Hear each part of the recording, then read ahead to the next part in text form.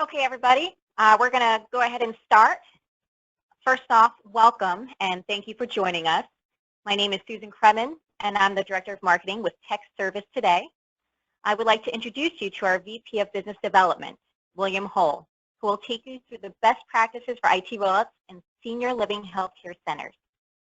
William brings over 20 years of project management experience in a variety of industries, including IT infrastructure, healthcare, restaurants, hospitality, retail, and performance improvement. William also holds a master's certificate in project management from the George Washington School of Business. And I'm now going to hand it over to Will. Good morning or good afternoon, everybody, depending on your time zone. Thanks for that nice introduction, Sue.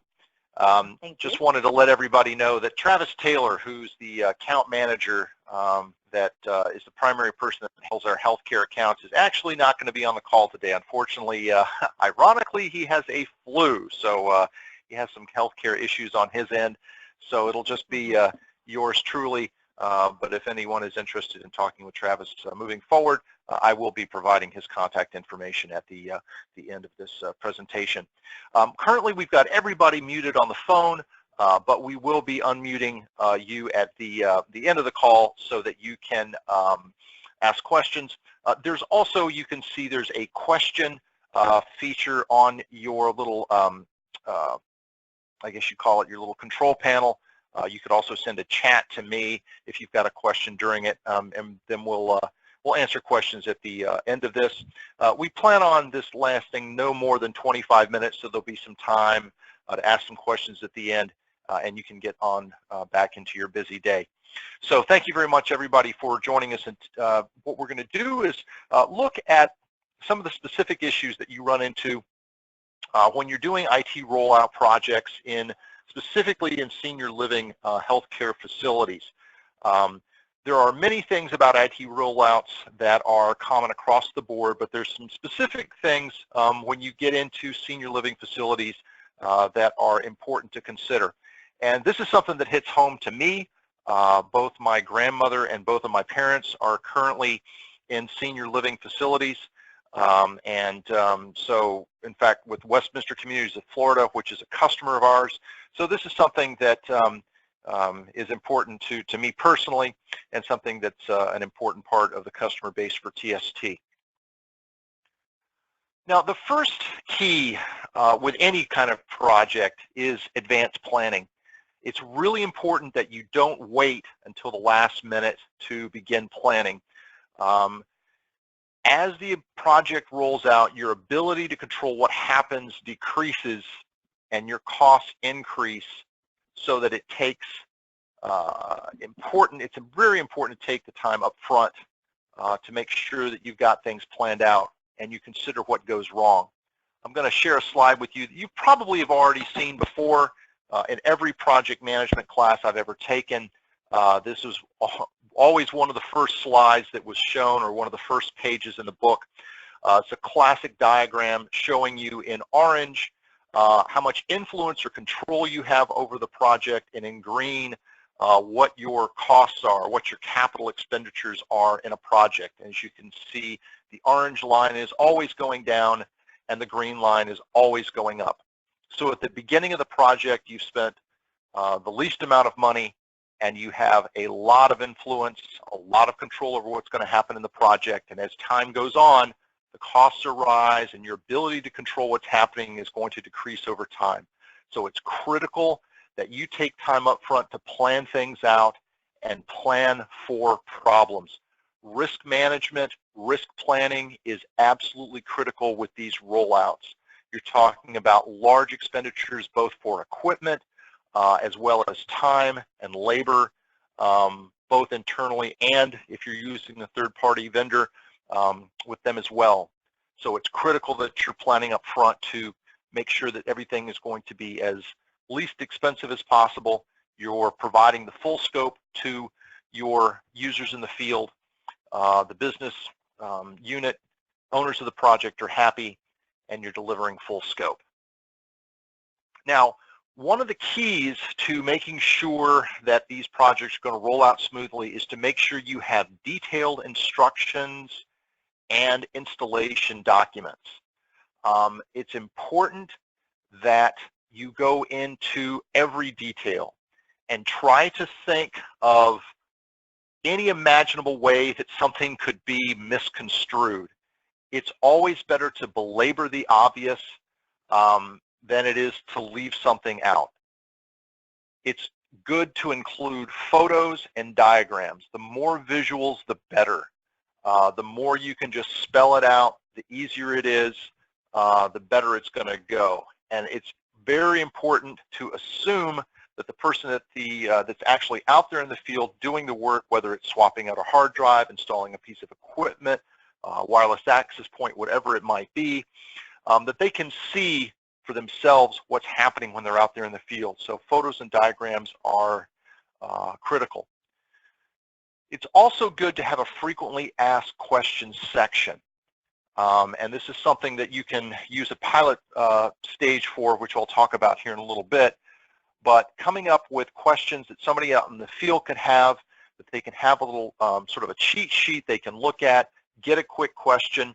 The more that they can, more questions that can be answered from the document, and they don't have to call into your help desk, is going to save time out in the field, save load on your help desk, save help desk time, which all, of course, equates into money. So having a good FAQ section is very helpful. And of course, you also want to validate the documents with field technicians. And that's really critical because the people that work in your help desk or you guys are absolutely familiar with your systems day in and day out. Your field technicians may not, and most of the time are probably not, as savvy with all the ins and outs of it as you are in central IT and at your help desk. So validating those documents with the field techs, if you're using a third-party provider to get people out there, validating it with their project managers can really help you to make sure that you've got these documents set up so that they're going to be very useful for the people out in the field. Because again, the better these documents are, the fewer mistakes are going to be made, the fewer questions there are to ask. All of that equates to things being on time, delivering the full scope, and doing it within your budget.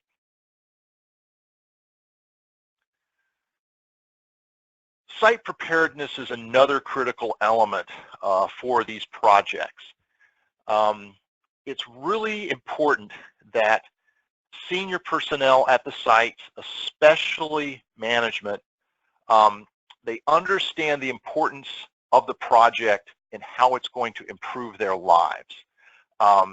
If they understand that a change, a hard drive swap out, an operating system upgrade, new wireless access points, whatever it might be, the degree to which they understand how it's improving their jobs on a day-to-day basis is really going to help out. Because when people are invested in the project, when they see what's in it for them and for the community members, the more likely they are to be cooperative, to be on time, and to help out. So it's really good to have business unit leaders explaining to management and personnel that are going to be involved what the project is, why it's important, when it's going to come down, what's expected of them. By lining that up initially, you're much more likely that when the technician arrives on site and you're ready to get going, that everything will be set up for you. In addition to having the buy-in from the people, it's really critical that you ensure that the necessary equipment is on site and ready to go, okay? It's important to track packages, usually, whether it's coming from, it may be pre-configured at your headquarters, you may have a third-party provider that's, sending normal stock out there, or they may be pre-configuring it. It's really important that you've tracked the packages that that they've arrived on site, they're signed for, but it's also good to do a check-in call or check-in email or both with the site personnel to make sure that the equipment has arrived, it doesn't look damaged from the outside of the box, and that you have the equipment placed in a somewhere that is secure, like a manager's office, And it's good to, if you can, to have it in the same place at every single location so that when the technician arrives on site, they can ask for it. Whoever's on duty to meet them can get the equipment, provide it to them, and they're off and running, okay? It's important that it be in a secure area. Some of this equipment does have a way of sometimes growing feet and walking away, particularly wireless access points these days, although that can be a little bit amusing. Sometimes we've seen some cases where site personnel have walked out with Meraki access points and then plugged them in. Well, when it gets plugged in, it phones home, and we've seen that happen. But especially wireless access points, they do tend to get legs these days, so it's important that the equipment be kept in a secure place. Again, you want to have reminder calls or emails to the site so that they know what time the technician's going to be arrive, that they're going to be on site, that they're going to preferably be there early with the keys, the access codes, the knowledge of where the equipment is, where the technician needs to go, so that there's no surprises when they show up. There's nothing worse than a technician shows up on site, there's nobody there, they're waiting around, the people there are suspicious. Who's this person showing up? We weren't expecting them. You know, they want access to a network closet. Who is this person? What that leads to is somebody sitting around, and what that does is it causes you know, your cost to go up because you're paying for the time for a technician to just stand there, or you may have to cancel, come back another day. All of that adds to the expense. It pushes out your schedule, and it creates confusion on site. So it's really key that the sites are prepared. Okay, now let's talk about HIPAA, because this is definitely one thing that's different about the healthcare industry for IT projects that you know, we don't see in other industries. You're probably, I'm sure, already very familiar with this. I'm sure it's been drilled into you much more than it's even been drilled into me because you're dealing with it every day. There are serious monetary and criminal penalties for violating HIPAA. And because of that, we have to take it very seriously.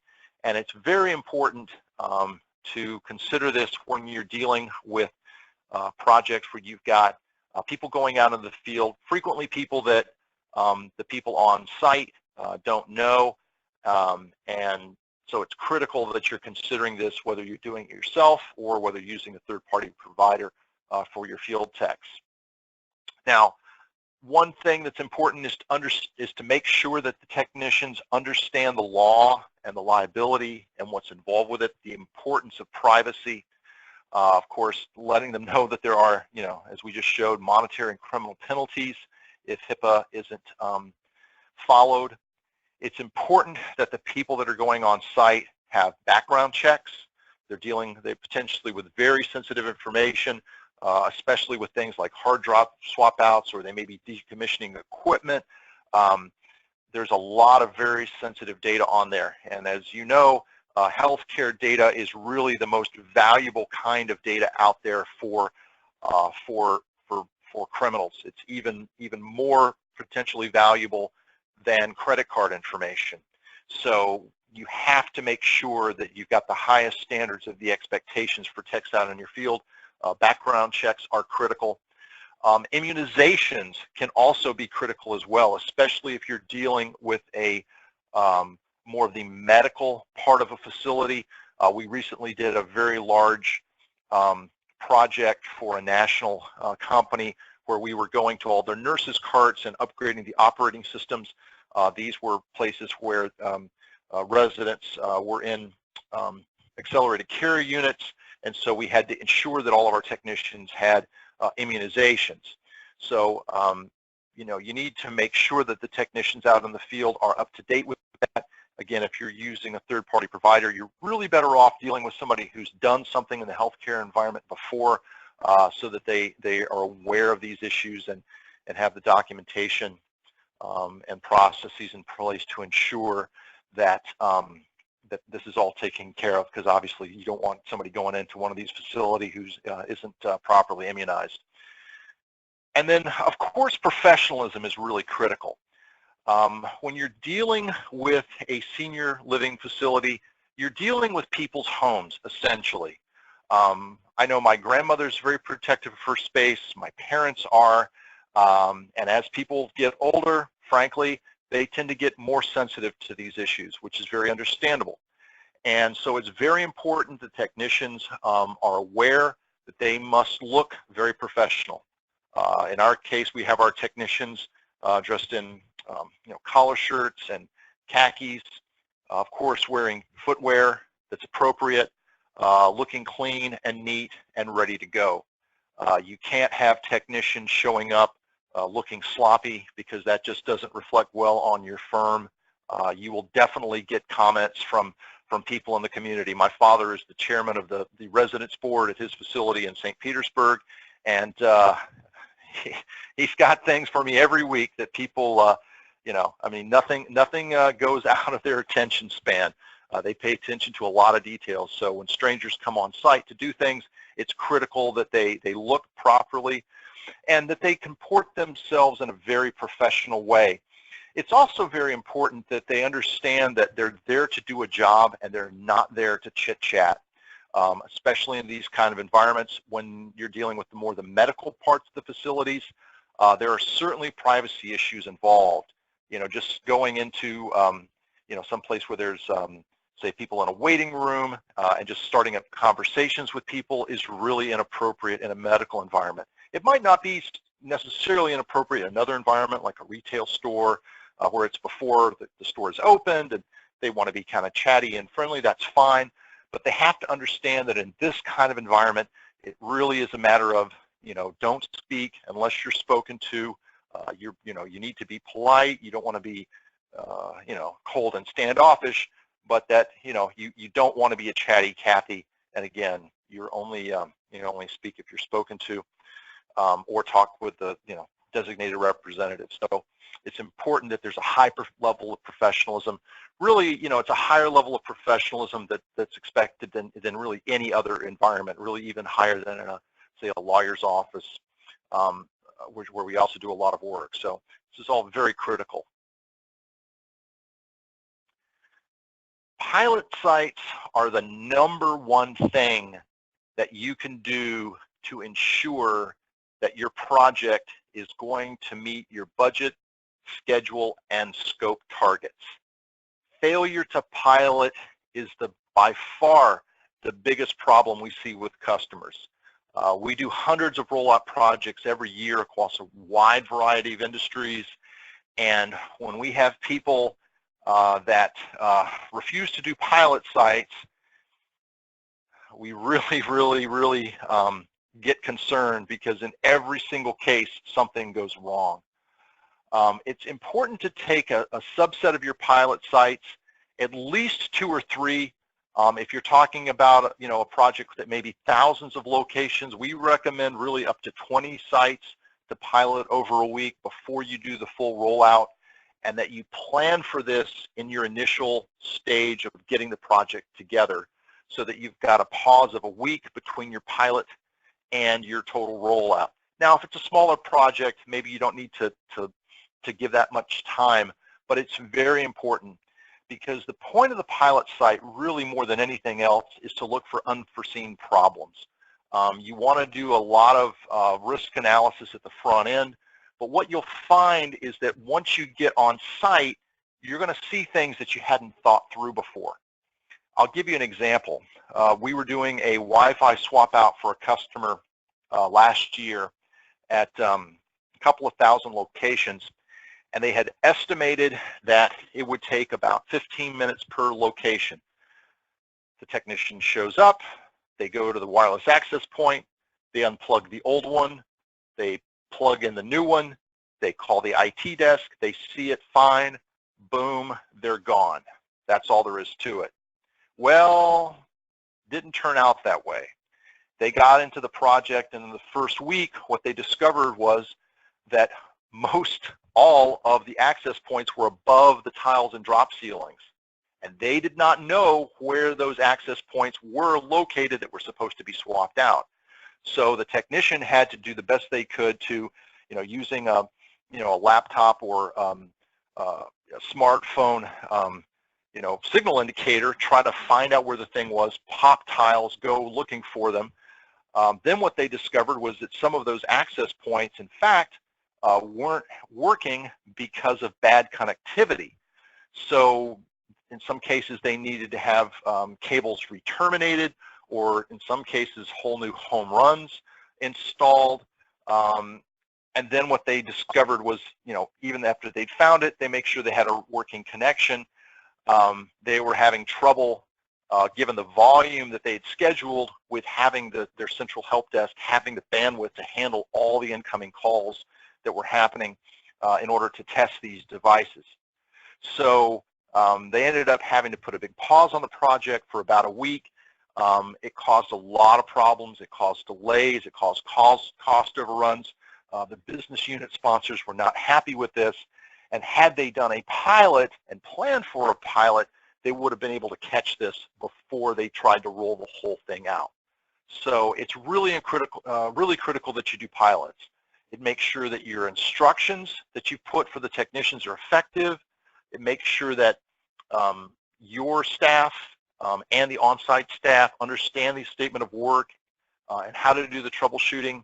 It enables you to revise instructions, revise procedures, and it also really helps you to estimate total completion time. A lot of times what we'll hear with projects is companies going, well, it should take this long. And that's, whenever I hear the word should, my antenna go up, because what I've seen through the years is that what people think it should cost, which is what they really mean is to say, I hope it costs this much, frequently are not the case. And there's nothing worse than over-promising on a project of what you can deliver with a particular budget, and then coming to the end of it and either you can't finish the project or it costs more than the sponsor was expecting. So pilots are really critical to making sure that you're budgeting both time and money correctly. Now, when you then are scheduling your full rollout, you want to make sure that there is sufficient coverage at your central help desk to handle the call volume for check-ins, check-outs, testing, troubleshooting. The story I just told you about, that was one of the problems they ran into in their little perfect storm of problems, was that they did not have enough IT help in order to get calls processed. And there's nothing worse than having techs standing out in the field waiting around for you to be able to take their call or call them back. And so again, the pilots will help you judge how much time it's going to take, and that will help you with it. So when you schedule your full rollout, you want to make sure there's a balance between the number of techs in the field and the number of techs at your help desk. So you either need more techs at your help desk to be able to handle the calls, or run a lower volume of people out in the field each day to make it happen. Of course, that affects your overall schedule. It's also very important to be mindful of time zones. It may seem obvious, but we have certainly run into situations where people forget that 7 a.m. on the West Coast is 4 a.m. on the East Coast, or I'm sorry, 7 a.m. on the West Coast is 10 a.m. on the East Coast.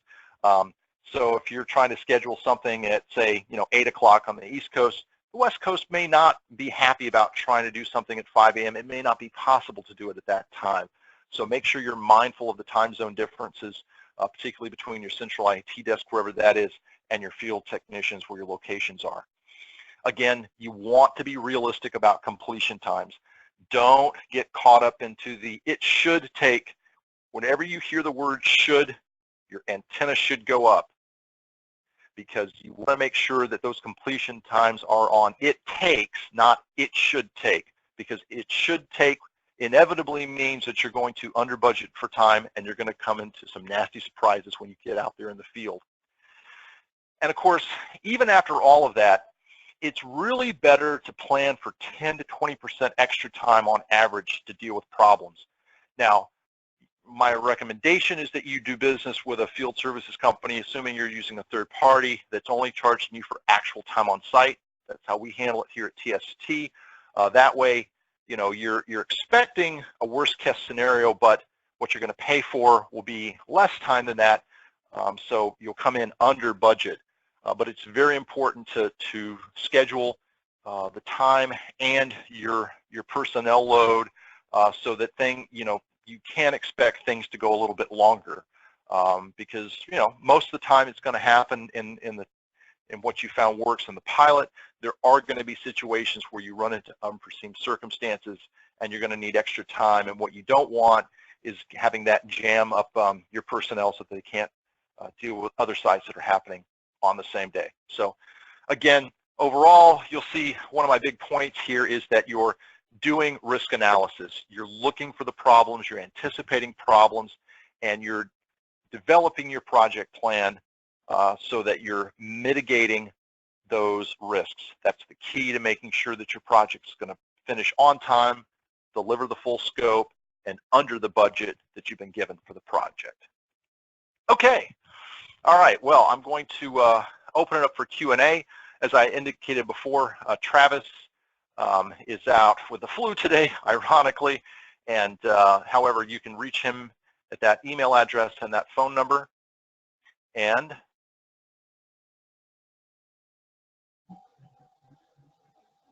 should have everybody unmuted. So are there any questions out there today? Please ask away.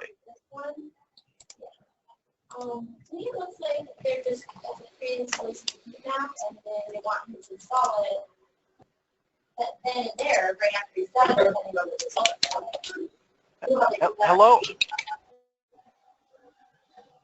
sounded like somebody was asking a question, but it seemed like they were maybe on speakerphone.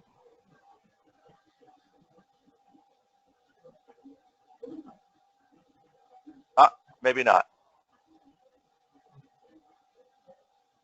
I definitely heard someone. I'm sorry, could you repeat that question? Or if the sound isn't working, you could also type it in chat as well. Yeah, we could always answer type it. In chat.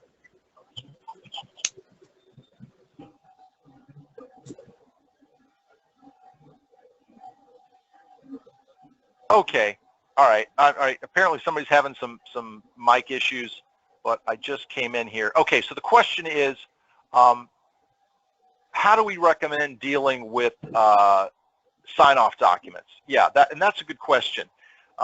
With most projects, you're going to have and the standard operating procedure for us is that there are sign-off documents signed by the people on site to indicate that the work was completed, and also that the times of the work when it start and stopped are completed. And what we recommend is having the technician on site take a photo of the document from their phone. It's faster than scanning it, either when they get back to their office or from the site there and faxing it. Faxing it is one option. What we find works the most efficiently is to have the technician simply take a picture of the document, they email that to us, and we upload it into our web portal where all of our service orders are tracked. That way it's there permanently. Our customers can then download the documents if they like, or they can simply access them on our website. They can download them if they like and move them onto their SharePoint portal or whatever knowledge base that they have. Our standing operating procedure is to also have pictures taken of work when it's completed, and a lot of our customers use those pictures to maintain their own on-site database of what's going on. As you know, things have a way in the field of changing from what they're supposed to look like according to your standards in central IT, and it's very helpful to have a living database of actual photos of what the site situation looks like. And indeed, we have some customers who want us to do what I would call a visual or photographic inventory of their network closet every time we go out there, just to make sure that everything is the way they want it to look, and that's something that we can do. And again, we put them up on our web portal that way. But we really recommend taking pictures. You can also use video. If it's a larger area and you want to see it in one fell swoop, you can do that. But it's a lot easier to take a photo of even of a document than it is to have to scan it, fax it, that sort of thing. So that's our recommendation. So good question. Any other questions out there? Okay, very good. Well, really appreciate your time today. We have been recording this webinar, and we will make it available for download for those of you that would like to look at it again, or if you'd like to share it with some of your colleagues. You know, that's wonderful.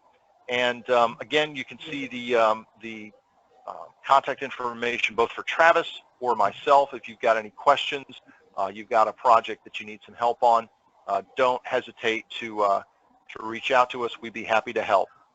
All right, well, thank you very much for your attention. I know everyone is very busy, so hope you have a great rest of your day, and stay well and happy rolling out your IT projects.